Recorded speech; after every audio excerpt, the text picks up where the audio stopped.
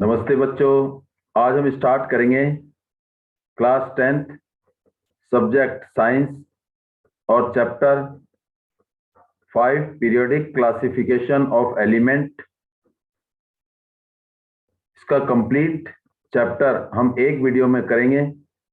Complete explanation of chapter periodic classification of element. चलिए start करते हैं। Periodic classification of element. सबसे पहले हमें क्लासिफिकेशन के बारे में पता होना चाहिए। तो क्लासिफिकेशन क्या है? क्लासिफिकेशन हम सिमिलर और डिसिमिलर मींस एक ही टाइप के एलिमेंट को हम कैटेगराइज करते हैं एक ग्रुप में, और अगर उनका डिफरेंस किसी और एलिमेंट से है तो उसको हम दूसरे ग्रुप में डालते हैं, जिससे हमें आसानी से किसी एलिमेंट की प्रॉपर्टी, चाहे वो फिजिकल प्रॉपर्टी हो या केमिकल प्रॉपर्टी हो, या किसी एलिमेंट को हमने आसानी से पहचानना हो, तो उसके लिए हम क्या करते हैं? क्लासिफिकेशन करते हैं। तो classification is the grouping of similar element together and separating them from the dissimilar ones. एक ही जैसे एलिमेंट को इकट्ठा करना और उनको डिसिमिलर एलिमेंट से अलग करना, उसको हम क्लासिफिकेशन कहते हैं। और क्लासिफिकेशन का दूसरा किस लिए करते हैं? To understand the property of element and their compound, ताकि हम एलिमेंट को, उसकी प्रॉपर्टी को आराम से आइडेंटिफाई कर सकें और उनके कंपाउंड को आराम से आइडेंटिफाई कर सकें। इसलिए क्लासिफिकेशन एलिमेंट का हम करते हैं। अब यहाँ पर एक शब्द आया बेटे, element. What is element? Element क्या है? विच इज एलिमेंट क्या है? Pure substance. एक क्या है? Pure substance. और प्योर सब्सटेंस क्या होता है? विच is made up of only one kind of atom या वन काइंड ऑफ पार्टिकल, जो एक ही टाइप के पार्टिकल से या एक ही काइंड के एटम से बना होता है, और उसको हम क्या बोलते हैं? Pure substance. तो element is the pure substance which is made up of only one kind of particle, जो केवल एक ही काइंड के पार्टिकल से बना होता है। तो element is a substance which is made up of only one kind of atom and which can not be broken further, जिसे हम आगे डिवाइड या आगे तोड़ नहीं सकते, आगे can not be broken down into simpler form में, क्योंकि एक ही काइंड के पार्टिकल से बना है और सबसे छोटा होता है, और जिसे हम आगे डिवाइड नहीं कर सकते। Undestructive pure substance made up of single kind of particle और एटम। इसीलिए ये क्या है? एक तरह से प्योर सब्सटेंस है, क्योंकि एक ही टाइप के एलिमेंट से बना है। जैसे गोल्ड, सोडियम, ये क्या हमारा सोडियम, और ये क्या? गोल्ड। एलिमेंट जो प्रेजेंट में है वो 118 एलिमेंट है, और एलिमेंट को हम क्लासिफाई किस में करते हैं? मेटल में, और नॉन मेटल्स में, और किस में? मेटलॉइड्स में। मेटल में, नॉन मेटल में और मेटलॉइड में। अब ये मेटल, नॉन मेटल और मेटलॉइड क्या है, ये आपको दूसरी वीडियो में मिल जाएंगी। लेकिन टोटल एलिमेंट 118 है, जिसमें से जो 98 एलिमेंट है वो क्या है? Naturally occur on the earth surface. फिर इस एलिमेंट को, जितने भी एलिमेंट थे 118, उनकी क्लासिफिकेशन कैसे हुई? तो क्लासिफिकेशन ऑफ एलिमेंट के लिए सबसे पहले जो एलिमेंट को क्लासिफाई किया वो कौन था? डोवर्नियर ट्रेड्स। डोवर्नियर जो था उसने 1817 में जितने एलिमेंट डिस्कवर्ड हुए थे उन एलिमेंट को अरेंज किया। कितने एलिमेंट डिस्कवर्ड होते उस टाइम? 53 एलिमेंट। डेवोनियर के टाइम में 1817 में 53 एलिमेंट डिस्कवर्ड हुए थे, और डेवोनियर ने क्या करा? 3-3 एलिमेंट का ग्रुप बना दिया, और 3-3 एलिमेंट के ग्रुप को उसने क्या रख दिया? मास के हिसाब से इंक्रीजिंग ऑर्डर में रख दिया। मींस उसने एलिमेंट को अरेंज कर दिया increasing order of their atomic mass. Mass के बढ़ते क्रम में लिखा। मींस छोटा मास पहले, और जिसका मास कम है वो एलिमेंट पहले, और जो एलिमेंट का मास इससे ज्यादा है उसको बाद में, और सबसे ज्यादा एलिमेंट को का मास सबसे बाद में रख दिया। उसने एलिमेंट को अरेंज किया इंक्रीजिंग ऑर्डर ऑफ देयर मास। उसने 3 एलिमेंट का ग्रुप बनाया, 3 एलिमेंट के ग्रुप बनाकर उन एलिमेंट को increasing order of their atomic मास रखा। जैसे मान लो ए, बी और ये सी, 3 एलिमेंट उसने अरेंज किए increasing order of their mass. 3 element को अरेंज किया, इसलिए इसको बोलते हैं क्या? ट्रेड। क्या बोलते हैं इसे? ट्रेड। 3 एलिमेंट लिए उसने increasing order of their atomic मास, जिसमें उसको पाया गया कि बीच वाले एलिमेंट का मास, मींस बी का mass, element of the middle element is the average of remaining 2।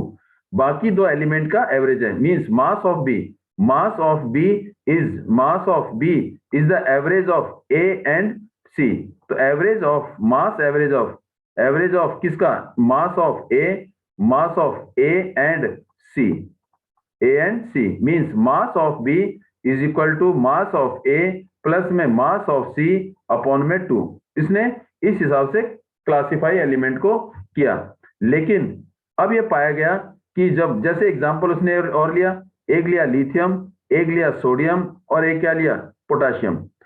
Lithium का मास सबसे कम, जिसका मास क्या है 6.9, सोडियम का मास उससे ज्यादा, जिसका मास कितना है 23, पोटाशियम का मास सबसे ज्यादा, जिसका मास 39. तो ये बताया कि सोडियम का मास जो है इन दोनों के मास के एवरेज के बराबर है.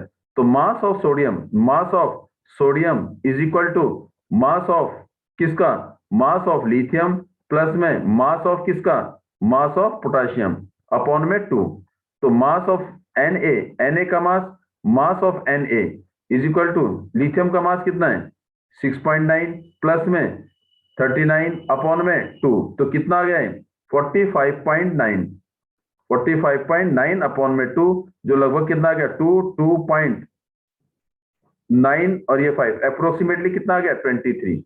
तो उसने क्या करा, 3 एलिमेंट का ग्रुप बनाया, इंक्रीजिंग ऑर्डर ऑफ देयर मास रखा, जिसमें ये पाया गया कि बीच वाले एलिमेंट का मास बाकी दो मास के एवरेज के बराबर है.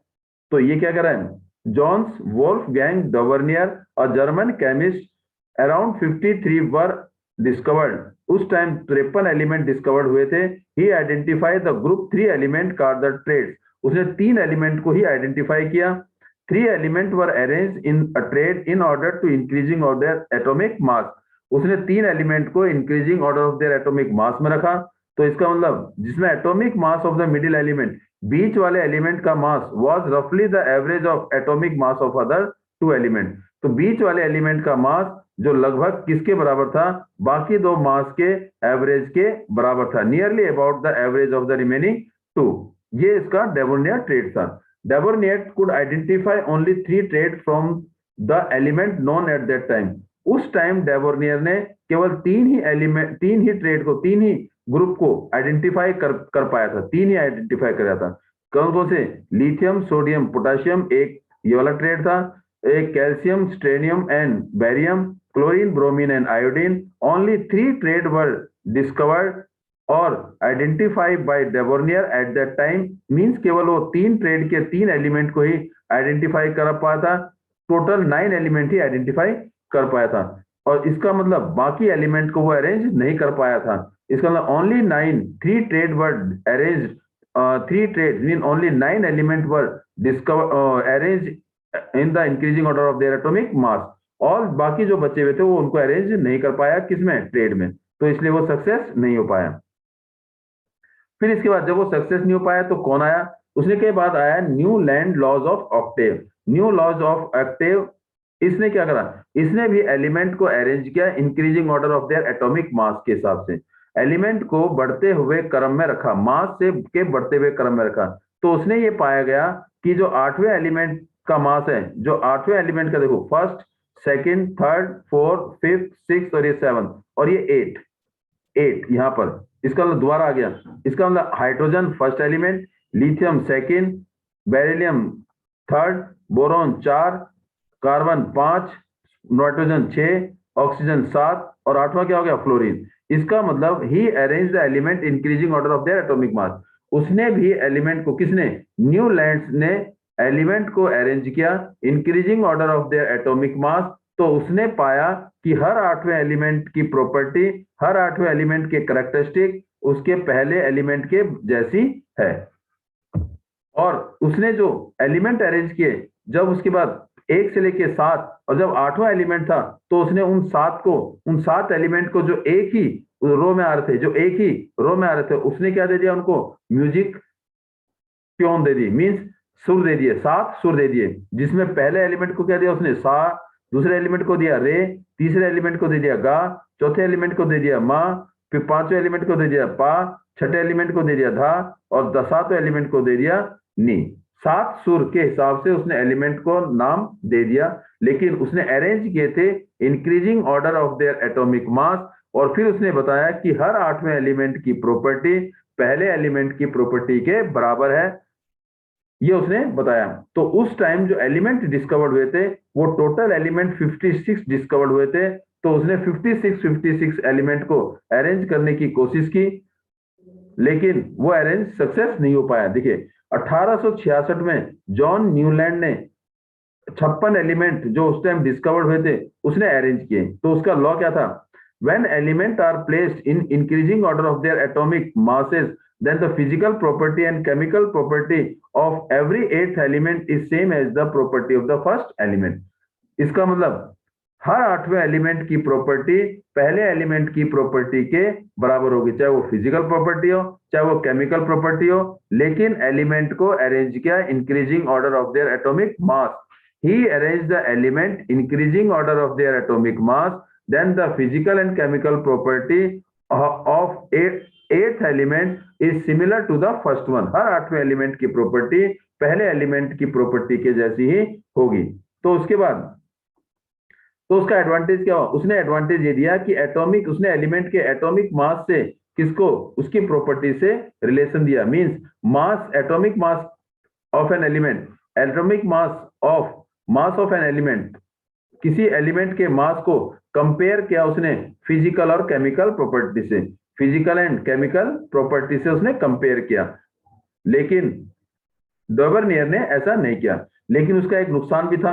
उसका नुकसान ये था, उसका ड्रॉबैक, उसकी कमी क्या थी? उसकी कमी क्या थी? जब उसने एलिमेंट अरेंज किए तो केवल कहां तक? केवल कैल्शियम तक ही वो जो जो अरेंजमेंट थी, जो एप्लीकेबल था वो कैल्शियम तक अरेंजमेंट था। पहला ड्रॉबैक था कि it is applicable only up to calcium. और दूसरा वो किसके लिए एप्लीकेबल था? हल्के एलिमेंट के लिए। फर्स्ट ड्रॉबैक क्या था उसका? Applicable only up to calcium तक। दूसरा ड्रॉबैक क्या था? एप्लीकेबल किसके लिए था? लाइट एलिमेंट के लिए। किसके लिए? लाइट एलिमेंट के लिए एप्लीकेबल था। तीसरा, वो ये मान के चला था कि अब 56 एलिमेंट डिस्कवर्ड हो गए, इसके बाद कोई एलिमेंट डिस्कवर्ड नहीं होगा, या बीच में कोई एलिमेंट आता है, कोई एलिमेंट डिस्कवर्ड होता है तो ये मान के चला था कि कोई एलिमेंट डिस्कवर्ड नहीं होगा, जिसकी वजह से उसने कोई गैप नहीं छोड़ा किसी एलिमेंट के लिए। जो नया डिस्कवर्ड होगा तो उसके लिए गैप नहीं छोड़ा। No gap left, no gap, उसने कोई गैप नहीं छोड़ा for undiscovered element. Undiscovered element के लिए गैप नहीं छोड़ा। No gap for the undiscovered element, undiscovered element के लिए कोई गैप नहीं छोड़ा। फोर्थ क्या किया उसने? जो था एक ही स्लॉट में दो एलिमेंट रख दिए, जैसे कोबाल्ट और निकिल, उनको क्या कर दिया? एक ही स्लॉट में रख दिया। जैसे सीजियम एंड लिथियम, इनको एक ही स्लॉट में रख दिया। लेकिन कोबाल्ट और निकिल की प्रॉपर्टी, जबकि हाइड्रोजन, फ्लोरीन और क्लोरीन के सिमिलर नहीं है, जबकि निकिल और कोबाल्ट की प्रॉपर्टी आयरन की प्रॉपर्टी से समान है, जबकि उसको रखा कहां पर है? हाइड्रोजन, फ्लोरीन और क्लोरीन वाले ग्रुप में रखा, जबकि उसकी प्रॉपर्टी फ्लोरीन, क्लोरीन और हाइड्रोजन से मिलती नहीं थी। तो ये उसके ड्रॉबैक थे। तो उसके ड्रॉबैक क्या था? First limitation, it was found that the law of octave was applicable only up to calcium, केवल कैल्शियम तक के लिए एप्लीकेबल था। पहला ड्रॉबैक। उस टाइम जो 56 एलिमेंट थे were exist in the nature, 56 element atmosphere में एग्जिस्ट हो रहे थे। अब वो ये मान के चला था no more element would be discovered in future. उसने ये मान के चला था कि अब 56 एलिमेंट के बाद कोई नया एलिमेंट डिस्कवर्ड नहीं होगा, इसलिए उसने उसको जगह नहीं दी, कहीं पर भी उसने स्लॉट गैप नहीं छोड़ा। एडजस्ट टू एलिमेंट, उसने क्या करा? तीसरा, adjust two element of the same slot of different property. उसने कोबाल्ट और निकिल, जिनकी प्रॉपर्टी हाइड्रोजन और इनसे अलग थी, तो उसको उन्होंने उसी ग्रुप में रख दिया जिनकी प्रॉपर्टी उनसे अलग थी। तीसरा, Newland octave worked well for the only for the light element, ये किसके लिए एप्लीकेबल था? केवल हल्के एलिमेंट के लिए एप्लीकेबल था। फिर जब न्यूलैंड का लॉ एप्लीकेबल नहीं था तो किसने बनाया? मेंडलीव ने अपनी एक पीरियोडिक टेबल बनाई। मेंडलीव ने अपनी एक पीरियोडिक टेबल बनाई, और मेंडलीव ने जो पीरियोडिक टेबल बनाई, जब मेंडलीव ने एलिमेंट को अरेंज किया तो उस टाइम 63 एलिमेंट डिस्कवर्ड हुए थे। 63 element were discovered eight the time of Mendeleev periodic table. जब मेंडलीव ने एलिमेंट को क्लासिफाई किया या मेंडलीव ने एलिमेंट को अरेंज किया तो उस टाइम जो एलिमेंट डिस्कवर्ड हुए थे वो केवल 63 थे। Means 63 element were discovered eight the time of Mendeleev periodic table. तो मेंडलीव कौन था? दिमित्रीज इवानोविच मेंडलीव एक रशियन केमिस्ट था। And 63 element were discovered eight that time, उसके टाइम में 63 एलिमेंट पाए गए थे, डिस्कवर्ड हुए थे। He examine the relationship between atomic mass of the element and physical and chemical property. उसने भी एलिमेंट को कंपेयर किया, एलिमेंट को कंपेयर किया मास, और उसने एक रिलेशन दिया, कंपेयर किया मास का किसके साथ, उनकी फिजिकल और केमिकल प्रॉपर्टी के साथ। तो इसका मतलब उसने एक रिलेशनशिप बताया मास और फिजिकल और केमिकल प्रॉपर्टी के साथ। फिर उसने फॉर्मूला दिया, केमिकल प्रॉपर्टी किसके हिसाब से बताई उसने, bye reacting with the hydrogen and oxygen, hydrogen and oxygen. उसने जो था एलिमेंट जो डिस्कवर्ड हुए थे, उसने हाइड्रोजन और ऑक्सीजन के साथ उसने रिएक्शन दिया। जब उसने मेटल को या एलिमेंट को जब हाइड्रोजन के साथ रिएक्ट किया, एलिमेंट को हाइड्रोजन के साथ रिएक्ट किया, तो उसने ये कहा कि क्या बनेगा, हाइड्राइड बनाएगा। क्या बनाएगा, hydride, metal hydride, metal hydride. और जब ऑक्सीजन के साथ किया तो उसने क्या कहा, उसने ऑक्साइड। इसका मतलब केमिकल प्रॉपर्टी एलिमेंट की उसने क्लासिफाई की on the basis bye reacting with the hydrogen and oxygen. Hydrogen और ऑक्सीजन के साथ रिएक्ट करके एलिमेंट को उसने उसकी केमिकल प्रॉपर्टी को आइडेंटिफाई किया। और फिजिकल प्रॉपर्टी उसने किस हिसाब से आइडेंटिफाई की, according to their mass. Means वो मास के increasing order of their mass के हिसाब से अरेंज करता गया, उसी हिसाब से केमिकल प्रॉपर्टी अपने आप उसकी एडजस्टमेंट होती गई। किसके साथ रिएक्ट करके, बाय हाइड्रोजन एंड ऑक्सीजन के साथ। जब उसने एलिमेंट को हाइड्रोजन के साथ रिएक्ट किया तो मेटल एलिमेंट हाइड्राइड बनाया, और जब एलिमेंट को ऑक्सीजन के साथ रिएक्ट किया तो क्या बनाया, ऑक्साइड बनाया।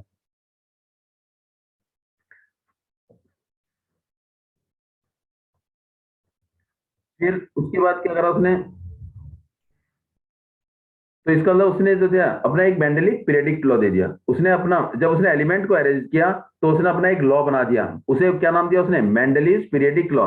Mendeleev's Mendeleev's periodic law. और उसने मेंडलीज पीरियडिक लॉ क्या कहा कि किसी एलिमेंट की जो प्रॉपर्टी है, किसी एलिमेंट की जो प्रॉपर्टी है वो किस पर डिपेंड करेगी, उसके मास पर डिपेंड करेगी। क्यों, क्योंकि उसने एलिमेंट को अरेंज किया था मास के हिसाब से, और केमिकल प्रॉपर्टी ऑटोमेटिकली रिलेशन बता दिया मास के हिसाब से bye reacting with hydrogen and oxygen. उसने ये बताया कि property of an element is the periodic function of their atomic mass, कि किसी एलिमेंट की जो प्रॉपर्टी है वो पीरियड के हिसाब से, जो उसने पीरियड और ग्रुप बनाए थे, पीरियोडिक फंक्शन, इसका मतलब उसके जो फंक्शन है जो पीरियड के हिसाब से अरेंज किया गया मास को, वही उसकी प्रॉपर्टी बताएगा एलिमेंट की, periodic function of their atomic मास।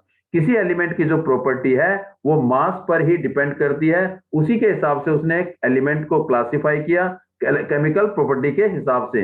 लेकिन मेन उसने फंक्शन बताया कि किसी एलिमेंट की प्रॉपर्टी मास पर ही डिपेंड करती है, तो उसने अपना एक पीरियडिक लॉ बना दिया। क्या, the property of an element, property of an element are the periodic function of their atomic mass, कि किसी एलिमेंट की प्रॉपर्टी है वो किस पर डिपेंड करेगी, उसके एटॉमिक मास पर। तो इसका मतलब फिर मेंडलीव ने जब एलिमेंट को अरेंज करा तो उसने क्या किया, कुछ एलिमेंट को उसने नाम दे दिया हॉरिजॉन्टल और वर्टिकल। जो वर्टिकल थे, उसने जो वर्टिकल थे उनको क्या दिया, उसने ग्रुप दे दिया। इसका मतलब उसके पीरियडिक टेबल में, उसके पीरियडिक टेबल में, मेंडलीव के पीरियडिक टेबल में जो हॉरिजॉन्टल लाइन थी और वर्टिकल लाइन थी उसने अलग से नाम दे दिया। वर्टिकल लाइन को उसने क्या दे दिया, ग्रुप दे दिया। मींस वर्टिकल कॉलम में जितने भी एलिमेंट आ रहे थे वो क्या आ रहे थे, आपके ग्रुप में कहलाएंगे। और हॉरिजॉन्टल हॉरिजॉन्टल रो रो को क्या नाम दे दिया उसने, पीरियड दे दिया। क्या दे दिया, पीरियड। जैसे एग्जांपल, अब जैसे उसमें थे ये ऐसे एलिमेंट को उसने ऐसे अरेंज किया, ये हॉरिजॉन्टल है, और यहां पर क्या किया उसने, एलिमेंट ऐसे अरेंज किए।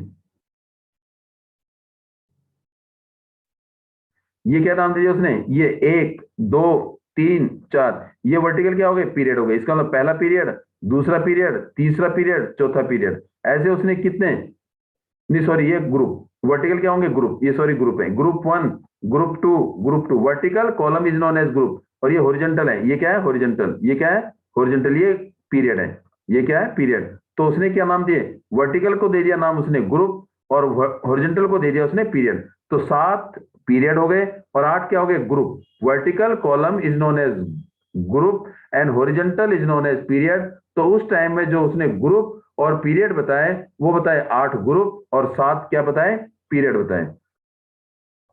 जब उसने एलिमेंट अरेंज करा था तो उसका जो अचीवमेंट थी, उसकी मेन अचीवमेंट की थी पहला उसने क्या करा था, जो नोबल गैस थे जो अर्थ पर बहुत कम मात्रा में पाए जा रहे थे, क्वाइट अनरिएक्टिव, बहुत कम रिएक्टिव, और उनकी अकरेंस अर्थ पर बहुत कम थी, तो उसने उसका नाम दे दिया कि वो नोबल गैस दे दिया, इनर्ट गैस दे दिया कि वो स्टेबल है। तो जब वो डिस्कवर्ड हुए थे तो उनके लिए उनको उसके लिए अलग टेबल दे दी, अलग ग्रुप बना दिया। और वो ग्रुप कौन सा बनाया उसने, 8वां ग्रुप बना दिया, क्योंकि 8 ग्रुप डिस्कवर्ड हुए थे, वर्टिकल और हॉरिजॉन्टल थे 7 पीरियड। उसने क्या दे दिया, क्वाइट अनरिएक्टिव एलिमेंट जिसे नोबल गैस या इनर्ट गैस का नाम दे दिया, उसके लिए उसने अलग ग्रुप बना दिया। दूसरा उसने क्या दे दिया, गैप छोड़ा। उसको ये पता था कि 63 एलिमेंट के बाद भी कुछ एलिमेंट और डिस्कवर्ड होंगे, जो अनडिस्कवर्ड एलिमेंट थे, जो अभी पाए गए नहीं थे या जो नहीं मिले थे या आगे मिलने के चांस है, उनके लिए उसने गैप छोड़ दिया, उसके लिए उन्हें जगह दे दी। अब वो उसको उम्मीद थी अगर मान लो कोई एलिमेंट मिलेगा, अगर उसकी प्रॉपर्टी एल्युमिनियम की तरह है, उसकी करैक्टरिस्टिक बोरोन की तरह है, उसकी करैक्टरिस्टिक सिमिलर की तरह है, तो जो नया एलिमेंट मिलेगा अगर उसकी प्रॉपर्टी एल्युमिनियम की तरह है, तो उसको नाम दे दिया उसने एका एल्युमिनियम। क्यों, क्योंकि एका एल्युमिनियम का मतलब है जो अनडिस्कवर्ड एलिमेंट है उसकी प्रॉपर्टी अगर एल्युमिनियम की तरह है, उसको एका एल्यूमिनियम। इसका मतलब बाद में प्रिडिक्ट क्या किया था उसे, गैलियम। एका एल्यूमिनियम जो बाद में नाम आया था, गैलियम डिस्कवर्ड हुआ। एका बोरॉन, इसका मतलब जिसकी प्रॉपर्टी बोरॉन की तरह है उसको नाम क्या दे दिया, एका बोरॉन। और जो बाद में डिस्कवर्ड हुआ क्या, स्कैंडियम। एका बोरॉन जो बाद में क्या डिस्कवर्ड हुआ, स्कैंडियम।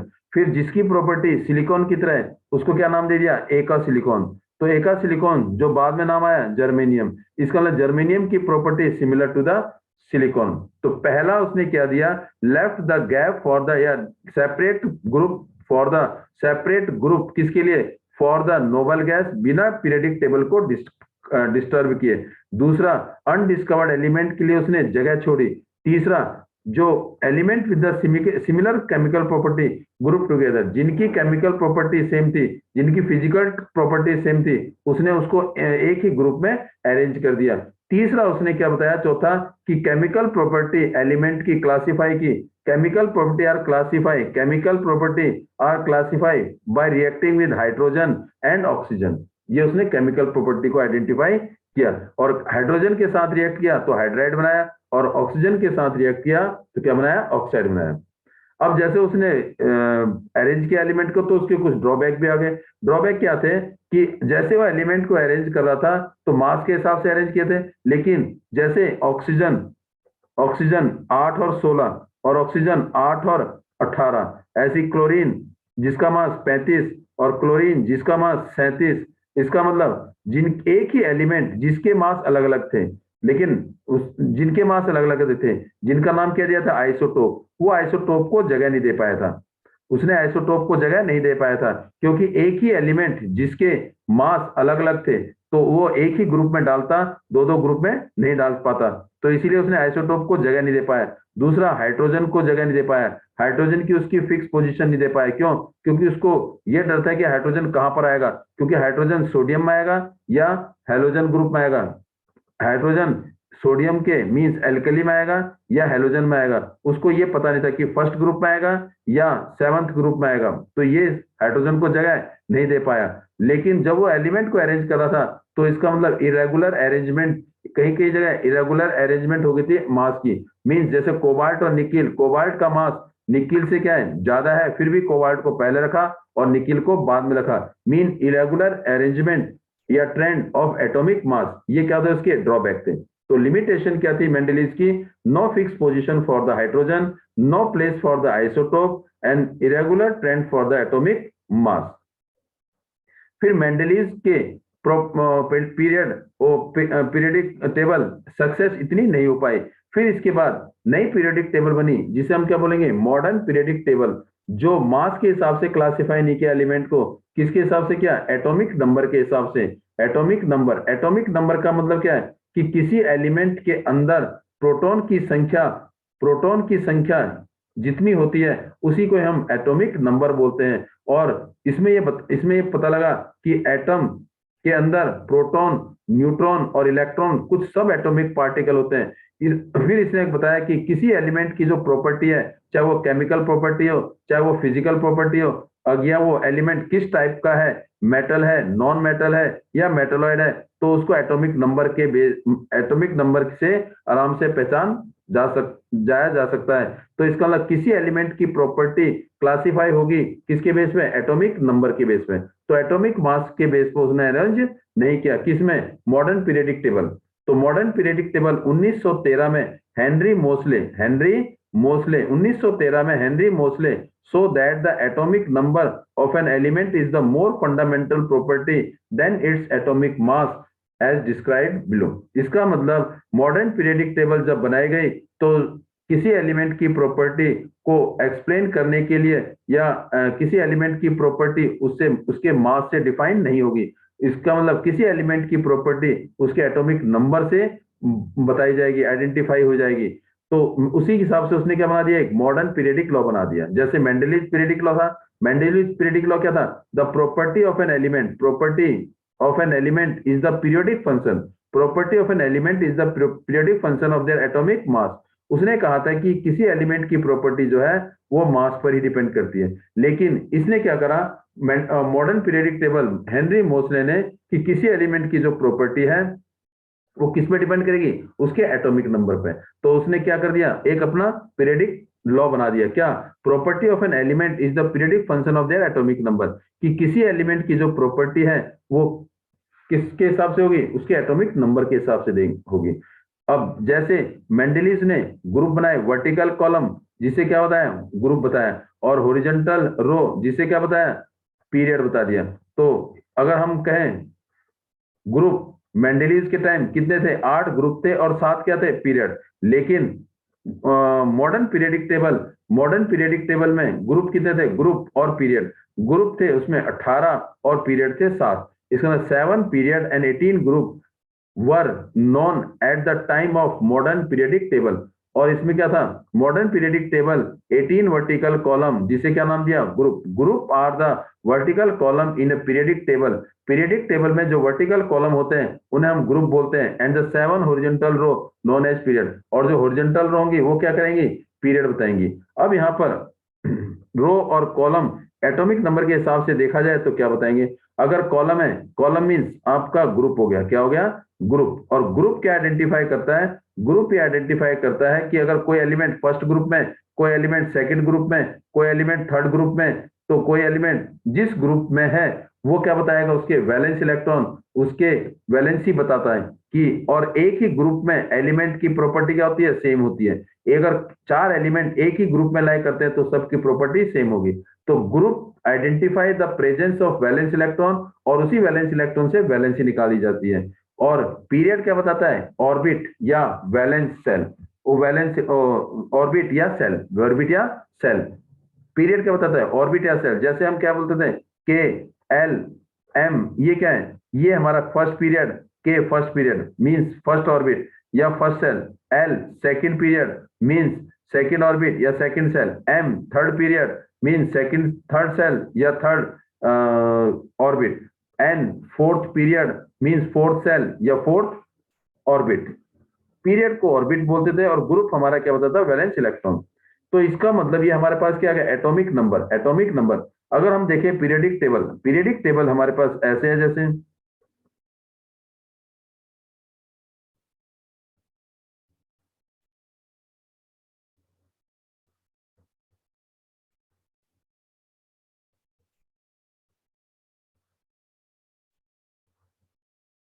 ग्रुप 1, यहाँ हाइड्रोजन, ग्रुप 1, ग्रुप 2, यहाँ 3 से लेके ग्रुप 3, 4 ग्रुप, 3 से लेके 12 तक, ये हमें देख, हमने फिर 13, 14, 15, 16,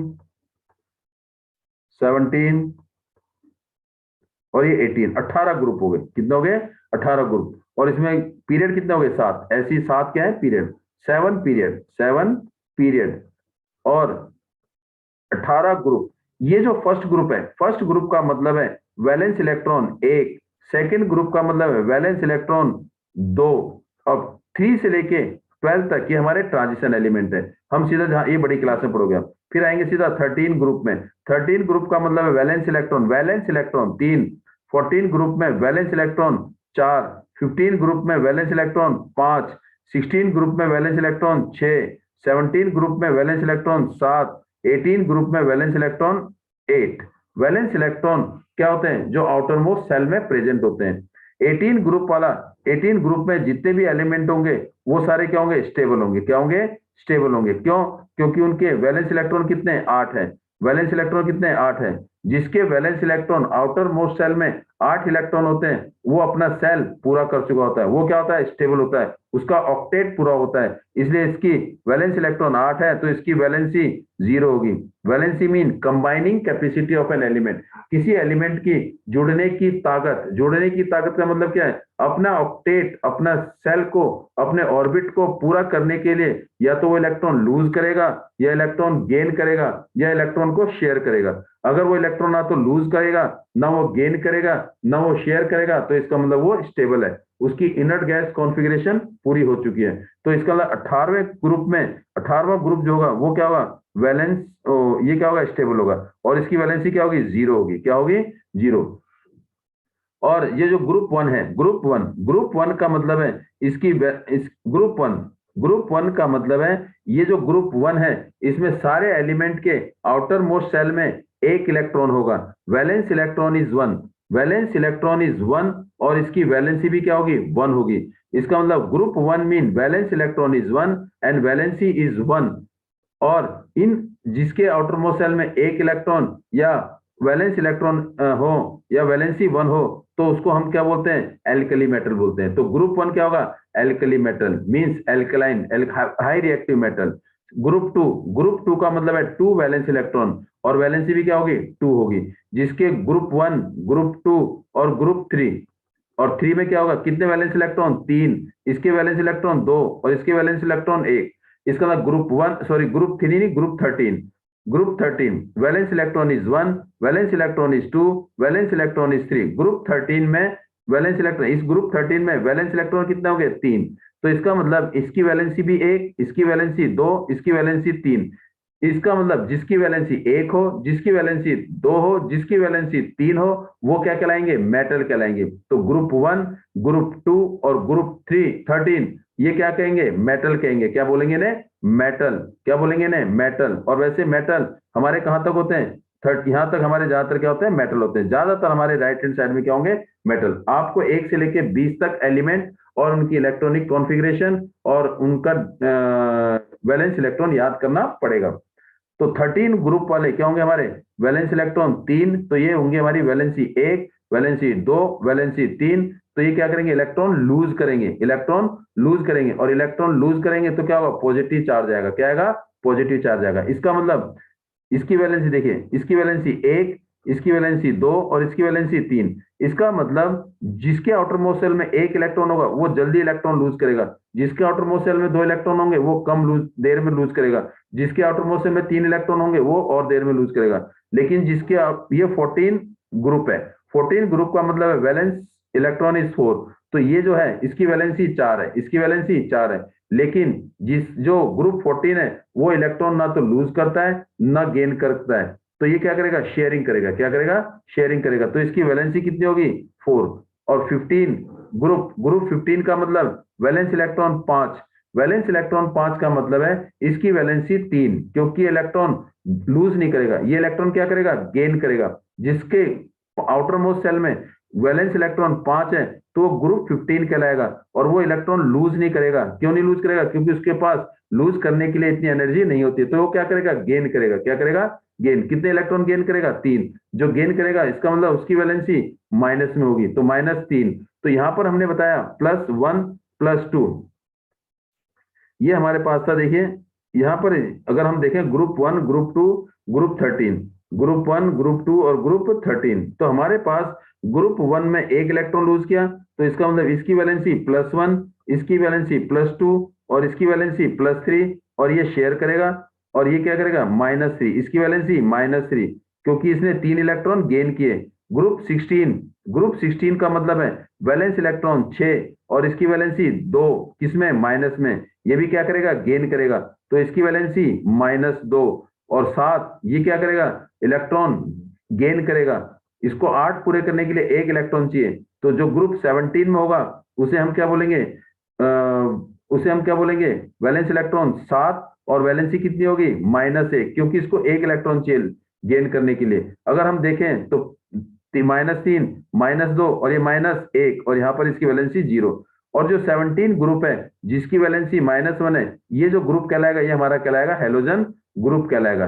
halogen group 17 is halogen group, और ग्रुप 1 इज एल्कली ग्रुप, और group 2 is alkali earth metal. Alkali earth metal कहलाता है, क्या कहलाता है, अल्कली अर्थ मेटल हमारे ग्रुप 2 में पाए जाते हैं।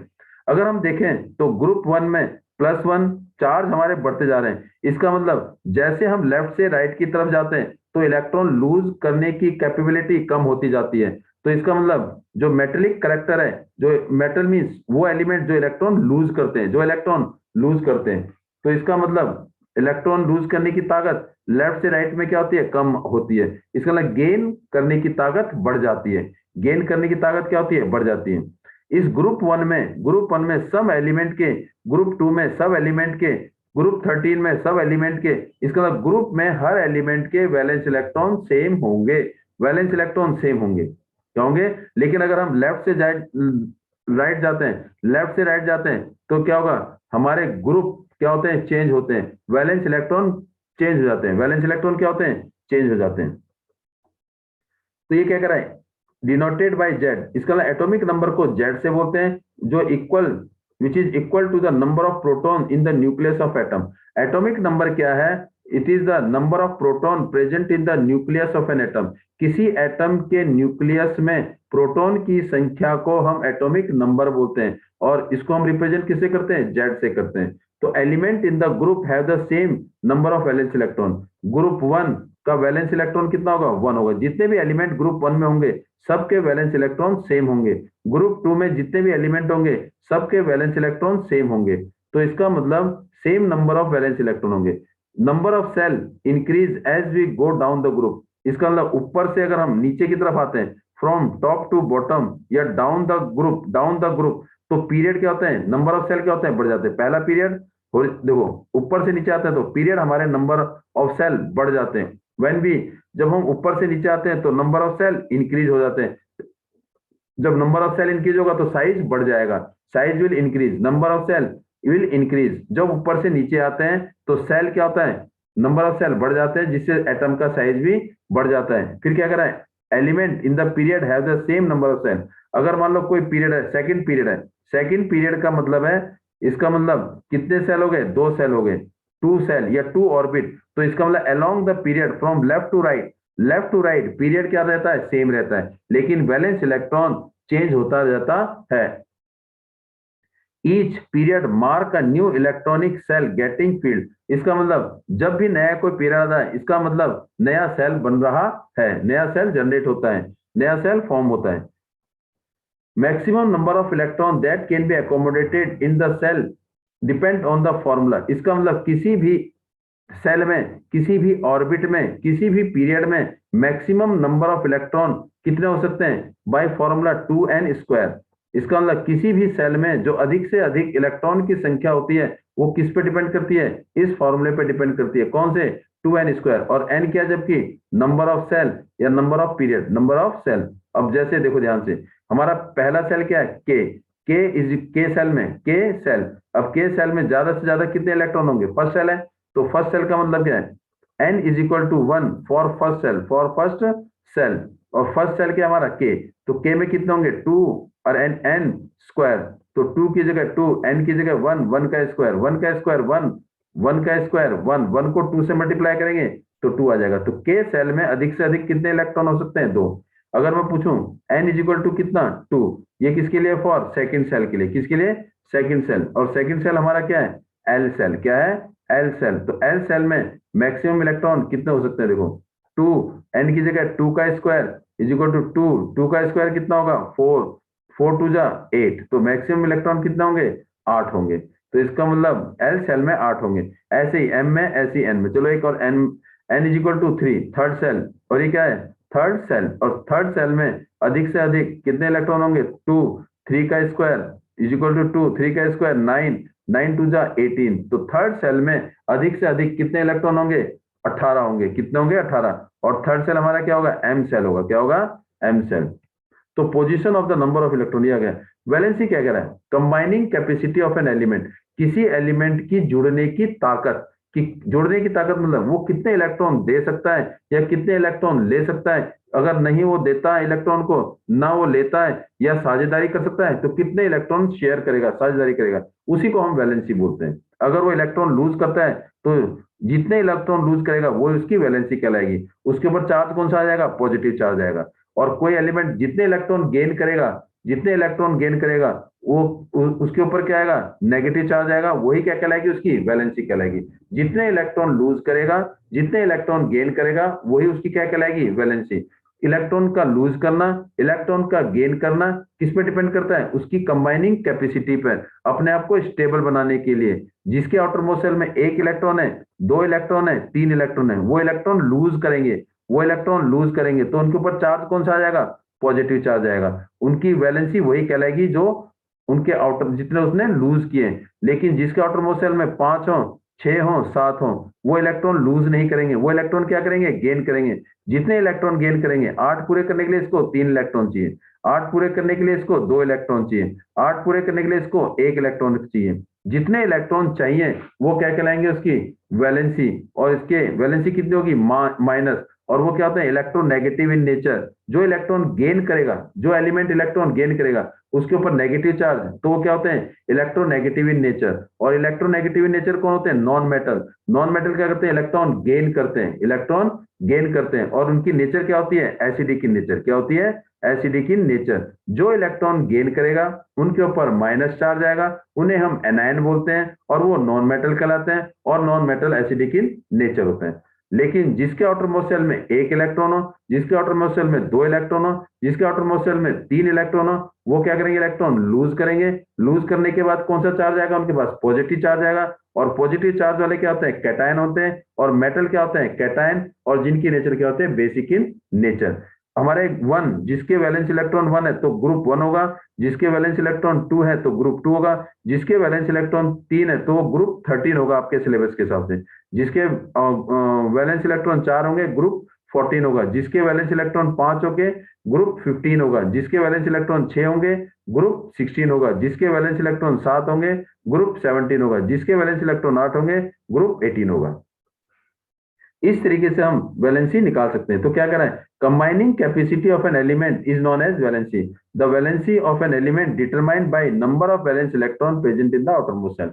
किसी एलिमेंट की जो वैलेंसी है वो वैलेंस इलेक्ट्रॉन से, या जो वैलेंस सेल में जितने इलेक्ट्रॉन हैं उसके हिसाब से हम वैलेंसी निकाल सकते हैं, जो भी आपको मैंने बताया है। अगर एक इलेक्ट्रॉन है, दो इलेक्ट्रॉन है, तीन इलेक्ट्रॉन है, अगर वैलेंस इलेक्ट्रॉन कितने, 1 2 3, वैलेंस इलेक्ट्रॉन 1 2 3, और यही क्या कहलाएगी, इसकी वैलेंसी कहलाएगी। जिसके वैलेंस इलेक्ट्रॉन 4 हो, 5 हो, 6 हो, 7 हो या 8 हो, ये वैलेंस इलेक्ट्रॉन अगर है। अगर वैलेंस इलेक्ट्रॉन कितने हैं, 4 5 6 7 8, तो इनकी वैलेंसी निकालने के लिए 8 में से क्या करते हैं, माइनस। तो 8 में से 4 गए 4 वैलेंसी, 8 में से 5 गए 3 वैलेंसी, 8 में से 6 गए 2 वैलेंसी, 8 में से 7 गया 1, तो वैलेंसी 1, 8 में से 8 गया 0। लेकिन जब 8 में से माइनस करेंगे, जो इलेक्ट्रॉन माइनस करके या इलेक्ट्रॉन गेन करते हैं, तो उसे हम क्या बोलते हैं, electron negative in nature mean non metal, और उनकी वैलेंसी क्या होती है, ज्यादातर माइनस होती है, एक्सेप्ट 4 वाली, क्योंकि 4 वाली इलेक्ट्रॉन क्या करता है, शेयर करता है। चलिए आगे करते हैं। एटॉमिक साइज, एटॉमिक साइज का यहाँ पर क्या है, एटम के रेडियस से। Atomic, the term of atomic size refer to the radius of atom. इसका मतलब ये atomic size it represent the कि एटम का रेडियस कितना है।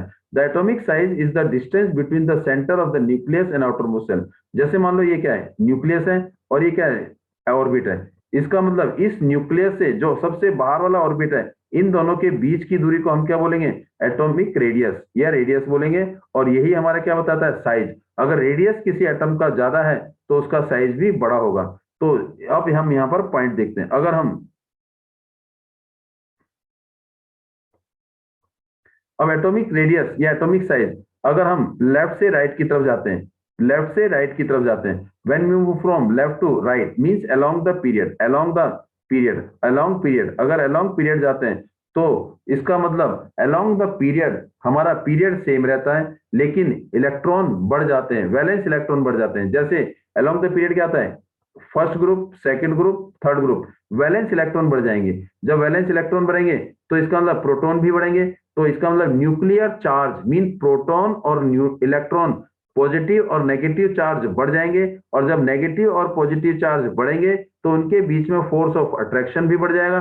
फोर्स ऑफ अट्रैक्शन बढ़ेगा तो जो नेगेटिव चार्ज है, जो इलेक्ट्रॉन है, जो सेल है, वो किधर की तरफ आने की कोशिश करेंगे, सेंटर की तरफ आने की कोशिश करेंगे। कैसे, अगर ये न्यूक्लियस है, ये क्या है, एक सेल और ये दो सेल, जैसे जैसे इसमें मान लो दो सेल, सेकंड पीरियड है, नंबर ऑफ इलेक्ट्रॉन मान लो कितने इसमें, नंबर ऑफ इलेक्ट्रॉन इसमें मान लो हमने मान लिया 1 2 3 4 5 6 7 और ये दो इसमें 9 है।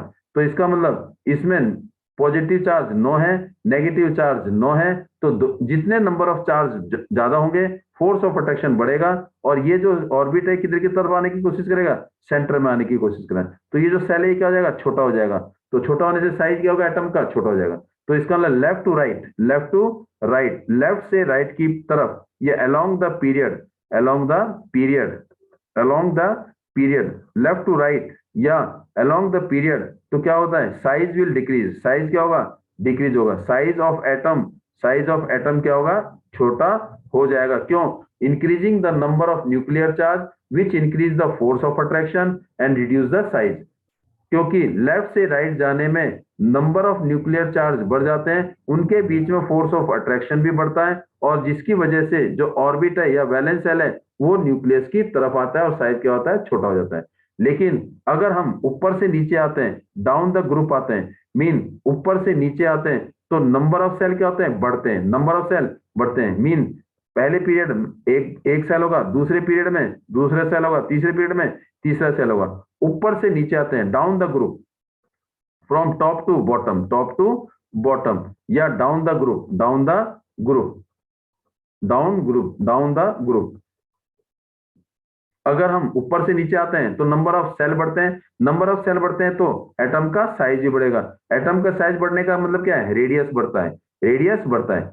तो हमारे पास यहाँ पर एटॉमिक रेडियस कब बढ़ेगा कब घटेगा हमें सीधा पता लग गया। अगर हम लेफ्ट से राइट की तरफ जाते हैं तो साइज क्या होगा, साइज विल डिक्रीज। इसका मतलब left to right size, size क्या होगा, साइज होगा डिक्रीज होगा। क्यों, क्योंकि nuclear charge will increase which increase the force of attraction and the orbit will cell will move toward the nucleus and along the group mean from top to bottom, top to bottom, top to bottom, ऊपर से नीचे।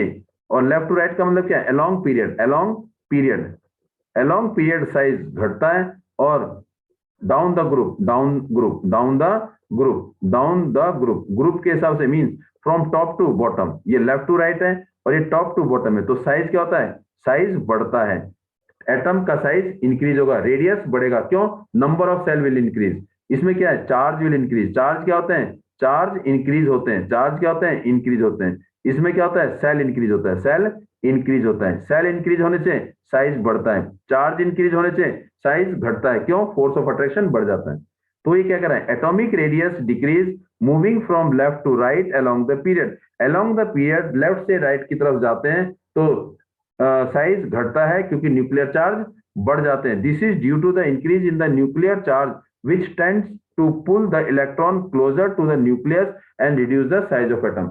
जब हम left से right की तरफ जाते हैं तो अलोंग द पीरियड जाते हैं तो न्यूक्लियर चार्ज बढ़ जाते हैं, जिसकी वजह से फोर्स ऑफ अट्रैक्शन भी बढ़ जाता है और इलेक्ट्रॉन या ऑर्बिट न्यूक्लियस के बिल्कुल नजदीक आ जाता है और साइज घट जाता है। As the effective nuclear charge, क्यों, देखो nuclear charge on valence shell is increase across the period and tendency to lose the electron will decrease. Electron lose करने की टेंडेंसी क्या हो जाती है, कम हो जाती है। क्योंकि अभी पढ़ा था एक ग्रुप दो ग्रुप जैसे ही लेफ्ट टू राइट जाते हैं तो इलेक्ट्रॉन लूज करने की कैपेसिटी क्या होती है, कम हो जाती है। चलिए मूव करते हैं आगे।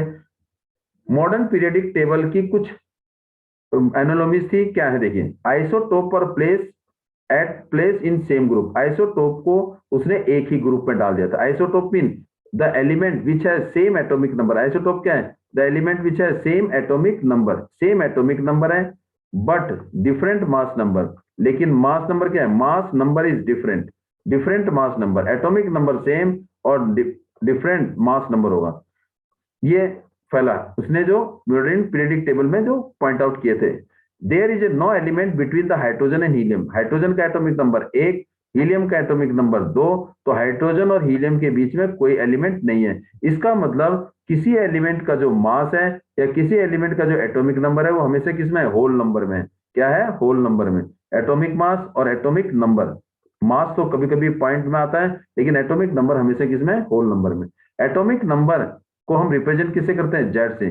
Z is represent the atomic number which is equal to the number of proton in the nucleus of atom. Z क्या है? एटॉमिक नंबर है जो किसके बराबर है? उस एटम के न्यूक्लियस में प्रोटॉन की संख्या के बराबर है। और फिर नेक्स्ट, मॉडर्न पीरियडिक टेबल में 18 वर्टिकल कॉलम थे जिनका नाम क्या दे दिया था? ग्रुप, और 7 हॉरिजॉन्टल रो थे जिनका नाम क्या दे दिया था? पीरियड। इसका मतलब 18 कॉलम जिनको ग्रुप नाम दे दिया था और 7 रो जिनका नाम पीरियड था। पीरियड रिप्रेजेंट करता था सेल को, ऑर्बिट को, और कॉलम रिप्रेजेंट करते थे वैलेंस इलेक्ट्रॉन को। Element having the same number of valence electron place in the same group, जिस एलिमेंट की वैलेंस इलेक्ट्रॉन सेम थे तो उनको एक ही ग्रुप में डाल दें। किसी के वैलेंस इलेक्ट्रॉन 4 है तो उसको 4 ग्रुप में डाल दिया, जिसके वैलेंस इलेक्ट्रॉन 14 ग्रुप में डाल दिया, जिसके वैलेंस इलेक्ट्रॉन 6 है उसको 16 ग्रुप में डाल दिया, जिसके वैलेंस इलेक्ट्रॉन 3 है उसको ग्रुप 13 में डाल दिया, 1 3, जिसके वैलेंस इलेक्ट्रॉन 2 है उसको ग्रुप 2 में डाल दिया। As we go down the group means ऊपर से अगर हम नीचे जाते हैं, as we go down the group shell increase होते हैं। सेल मीन्स ऑर्बिट इंक्रीज हो जाते हैं। ऑर्बिट इंक्रीज का मतलब पीरियड इंक्रीज हो जाते हैं। पीरियड इंक्रीज का मतलब साइज बढ़ जाता है। एविंग, इसका मतलब ऊपर से नीचे जाते हैं तो सेल बढ़ेंगे, सेल इंक्रीज हो जाते हैं। तो इसका मतलब ऊपर से नीचे तो सेल क्या होते हैं? बढ़ जाते हैं। Element having the same number of occupied shell place in the same period, अगर कोई एलिमेंट अगर उसके नंबर ऑफ सेल सेम है तो उसको एक ही पीरियड में रखेंगे, जैसे मैग्नीशियम और जैसे क्या है? सोडियम। अगर हम कहें मैग्नीशियम का एटॉमिक नंबर 12, तो 2 8 2, तो कितने सेल हो गए? 3 सेल हो गए। फर्स्ट के सेल, एल सेल और एम सेल, 3 सेल है। सोडियम का एटॉमिक नंबर 11, 2 8 1, पहला सेल के, दूसरा सेल एल, तीसरा सेल एम। कितने सेल है इसमें? 3, के, एल और ये एम, 3 सेल है। तो तीनों को सेम पीरियड में रखा क्योंकि दोनों में नंबर ऑफ सेल क्या है? सेम है। नंबर ऑफ सेल क्या है? सेम। जब सेम नंबर ऑफ सेल है तो इनको सेम पीरियड में रख दिया। Number of the element placed in the particular period depend upon on the point how electron are filled into the various cell.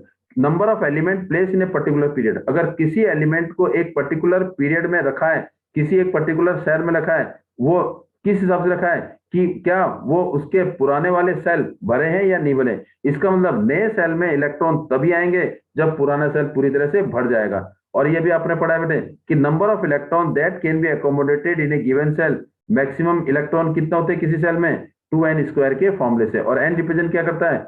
Number of shell. ये हम कर चुके हैं। Valence electron is also determined the number of bond which is form by the element.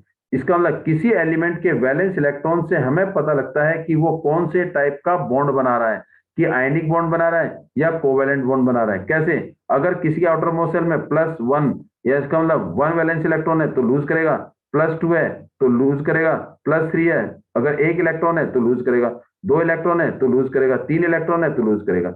इसका मतलब जब ये loose करेगा तो किसी को देगा, और तो इसका मतलब जिसके साथ ट्रांसफर ऑफ इलेक्ट्रॉन होगा, जैसे सोडियम किसके साथ रिएक्ट करेगा? क्लोरीन के साथ, तो ये लूज करेगा और क्लोरीन एक इलेक्ट्रॉन लेगा। तो इस टाइप के मीन्स जब दो एटम अगर मेटल और नॉन मेटल के बीच में इलेक्ट्रॉन क्या होता है? ट्रांसफर ऑफ इलेक्ट्रॉन, लूज करेगा एक गेन करेगा, तो यहां पर क्या बनता है? आयनिक बॉन्ड बनता है। लेकिन दो नॉन मेटल के बीच में क्या बन जाता है? शेयरिंग ऑफ इलेक्ट्रॉन होती है, और वो क्या बनाता है? कोवेलेंट बॉन्ड बनाता है। तो इसका मतलब वैलेंस इलेक्ट्रॉन से हमें पता लगता है कि नंबर ऑफ बॉन्ड से भी पता लग जाएगा, नंबर ऑफ बॉन्ड भी पता लगते हैं। अब मॉडर्न पीरियडिक टेबल में ट्रेंड्स मींस कोई चीज बढ़ती है कोई चीज घटती है, कैसे पता लगेगा? पहले क्या करें? वैलेंसी।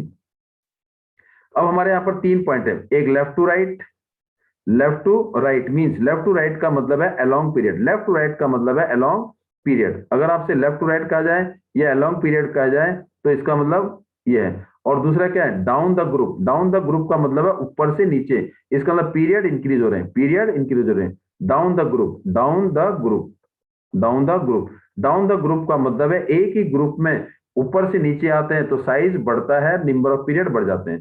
तो पहला क्या करें, वैलेंसी, वैलेंसी जैसे ग्रुप 1, ग्रुप 2, ग्रुप 13, 13 ग्रुप का मतलब 3 valence electron, 14 group 4 valence electron, 15 group 5 valence electron, 16 group 6 valence electron, 17 group 7 valence electron, 18 group 8 valence electron. इसकी वैलेंसी +1, इसकी वैलेंसी +2, इसकी वैलेंसी +3, इसकी वैलेंसी 4, इसकी वैलेंसी 3, इसकी वैलेंसी 2 माइनस इसकी वैलेंसी 1, इसकी वैलेंसी 0।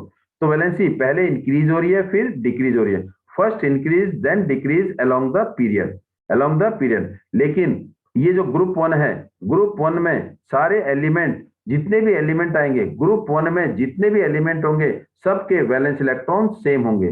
तो आपका एक रिजल्ट निकल गया, वैलेंसी जो है, वैलेंसी लेफ्ट से राइट की तरफ, लेफ्ट से वैलेंसी जो है, देखो वैलेंसी, वैलेंसी लेफ्ट से राइट की तरफ क्या होती है, फर्स्ट इंक्रीज, पहले इंक्रीज फिर डिक्रीज होती है।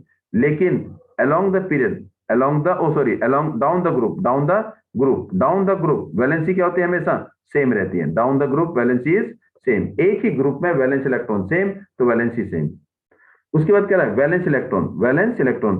तो हम देखें वैलेंस इलेक्ट्रॉन क्या होते हैं, valence electron means group 1, group 2, group 3, group 13, group 14, group 15, group 16, group 17, group 18। इसमें valence electron 1, valence electron 2, valence electron 3, valence electron 4, valence electron 5, valence electron 6, valence electron 7, valence electron.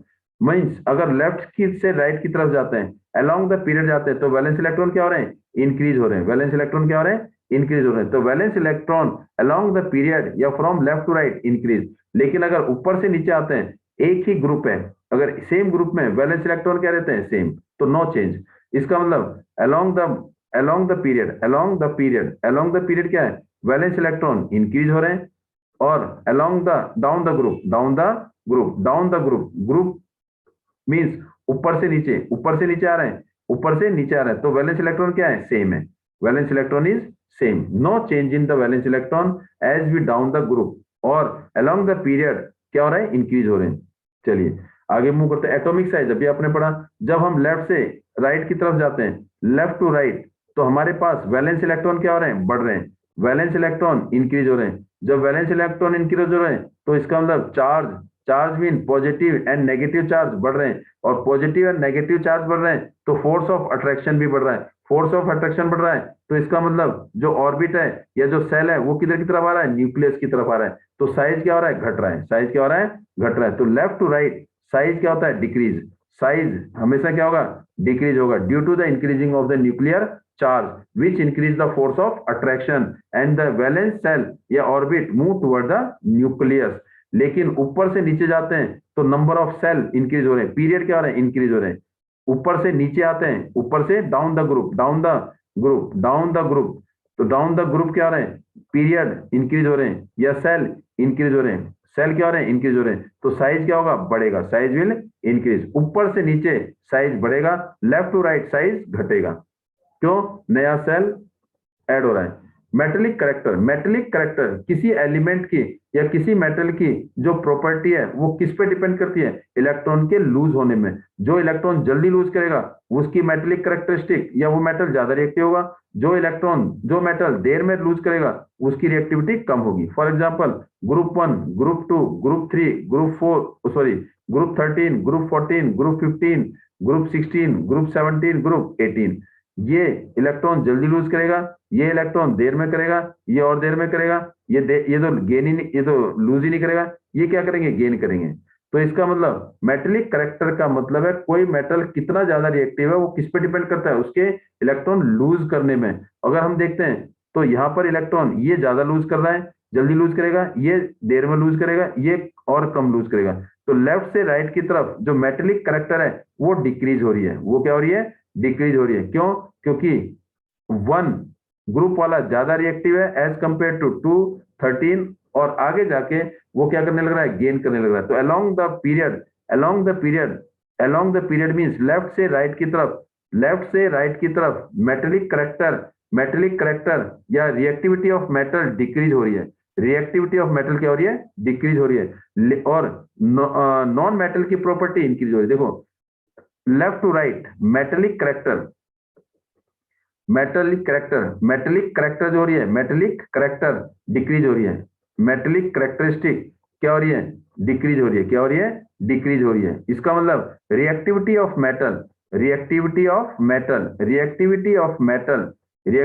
Metal की left to right decrease हो रही है, लेकिन reactivity of non metal की क्या हो रही है, इंक्रीज हो रही है।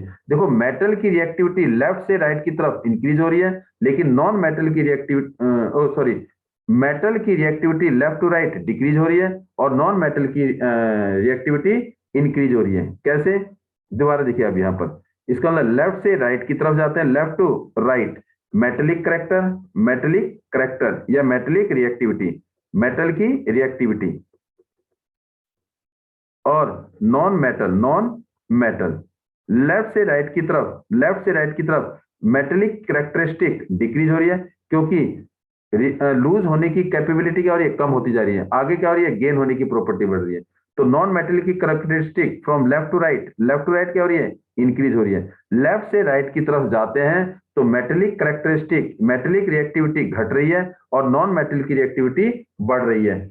और अगर हम डाउन द ग्रुप जाते हैं, डाउन द ग्रुप जाने में नंबर ऑफ सेल इंक्रीज हो रहे हैं, नंबर ऑफ सेल क्या हो रहे हैं, इंक्रीज हो रहे हैं। जब हम ऊपर से नीचे top to bottom down the group या डाउन द ग्रुप जो मेटेलिक करेक्टरिस्टिक है या रिएक्टिविटी ऑफ मेटल इंक्रीज होती है, और नॉन मेटेलिक की रिएक्टिविटी प्रॉपर्टी क्या होती है, डिक्रीज होती है। जब ऊपर से नीचे आते हैं तो मेटल क्या करता है, इलेक्ट्रॉन जल्दी लूज करता है। तो इसका मतलब रिएक्टिविटी ऑफ मेटल क्या होती है, इंक्रीज होती है, नॉन मेटल की रिएक्टिविटी घटती है ऊपर से नीचे। तो इसमें क्या कर रहा है, देखो metallic character decrease from left to right in the period due to thus increasing the nuclear charge, बता दिया। Non metallic character increase from left right, non metallic character increase होगी, मेटेलिक करेक्टर डिक्रीज होगी। Metallic character increase down the group as the size increase easily to lose electron. अगर हम ऊपर से नीचे आते हैं तो मेटेलिक करेक्टर या रिएक्टिविटी ऑफ मेटल ऊपर से नीचे आते में इंक्रीज होती है, लेकिन नॉन मेटल की रिएक्टिविटी ऊपर से नीचे आने में घटती है। आयनाइजेशन एनर्जी क्या है, it is the energy required to remove the electron, to lose the electron, अपने आप को गैसियस स्टेट में लाने के लिए, अपने आप को स्टेबल लाने के लिए। तो ionisation energy increase from left to right, left से राइट की तरफ क्या होती है, इंक्रीज होती है, क्योंकि न्यूक्लियर चार्ज इंक्रीज होते हैं लेफ्ट से राइट की तरफ। तो आयनाइजेशन एनर्जी क्या होती है, इंक्रीज होती है। Down the group ionisation energy will decrease due to the decreasing the nuclear charge but some acceptable cases में। फिर इसके बाद है इलेक्ट्रोपॉजिटिव चार्ज। इलेक्ट्रोपॉजिटिव मींस कोई एलिमेंट जब इलेक्ट्रॉन लूज करता है, इलेक्ट्रॉन क्या करता है, लूज करता है, लूज इलेक्ट्रॉन, तो उसके ऊपर कौन सा चार्ज आता है, पॉजिटिव चार्ज आता है। क्या आता है, पॉजिटिव चार्ज आता है। जो इलेक्ट्रॉन, जो एलिमेंट, जो एटम इलेक्ट्रॉन लूज करेगा उसे हम क्या बोलते हैं, मेटल, और उनकी नेचर क्या होती है, इलेक्ट्रोपॉजिटिव इन नेचर। तो हमने देखा है कि अगर हम लेफ्ट से राइट जाते हैं तो इलेक्ट्रॉन एटम की लूज करने की कैपेबिलिटी क्या होती है, कम हो जाती है।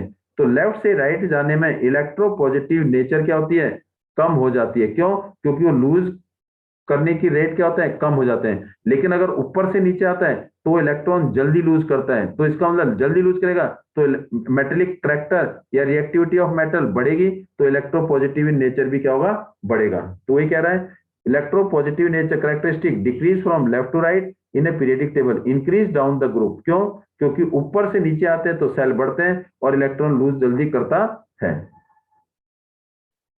Basic character of oxide. Oxide of हमारे क्या है, दो, एक बेसिक ऑक्साइड जो ज्यादातर मेटल है, बेसिक ऑक्साइड जिसकी नेचर कौन सी होती है, मेटल वालों की नेचर क्या होती है, बेसिक ऑक्साइड। और एक क्या होता है, एसिडिक ऑक्साइड, और वो क्या होते हैं, नॉन मेटल। क्या होते हैं, non metal are acidic in nature. तो इसका मतलब बेसिक ऑक्साइड, अगर हम देखें ऊपर से नीचे आते हैं, ऊपर से नीचे या लेफ्ट से राइट, जब हम लेफ्ट से राइट जाते हैं लेफ्ट से राइट जाते हैं, लेफ्ट से राइट जाते हैं, तो मेटेलिक करेक्टर या रिएक्टिविटी ऑफ मेटल कम हो जाता है, कम हो जाता है, तो ऑक्साइड ऑफ बेसिडिटी क्या होती है, कम हो जाती है, और एसिडिक नेचर क्या होती है, बढ़ती है। लेकिन ऊपर से नीचे आते हैं तो इलेक्ट्रॉन लूज जल्दी करते हैं, तो इलेक्ट्रॉन लूज करेंगे तो इसका मतलब बेसिक ऑक्साइड की प्रॉपर्टी बढ़ेगी, बेसिक ऑक्साइड बेसिडिटी बढ़ेगी और एसिडिटी क्या हो जाएगी, कम होती जाएगी। तो ये कह रहा है इंक्रीजिंग डाउन द ग्रुप, ऊपर से down the group as the atomic radius is increase, ionisation increase, तो पढ़ चुके आप। This is due to the metallic character बढ़ता है, मेटेलिक करेक्टर बढ़ेगा तो इलेक्ट्रोपॉजिटिविटी एलिमेंट की बढ़ेगी, पढ़ चुके आप। तो एसिडिक करेक्टर ऑफ ऑक्साइड ऊपर से नीचे क्या होती है, घटती है, और बेसिक ऑक्साइड की प्रॉपर्टी क्या होती है, बढ़ती है।